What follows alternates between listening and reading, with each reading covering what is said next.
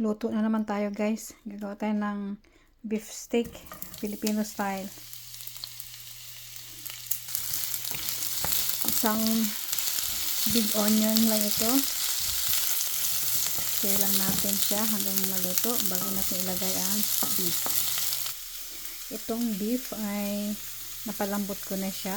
Then, na-marinate lang siya ng salt, pepper, cinnamon powder, sesame oil, and konting soy sauce and olive oil. Yan, kompleto na ito. Ito nag-brown na siya. Pwede natin ilagay ang ating beef. Yan. Kunting luto na lang ito, guys, dahil malambot na ang beef.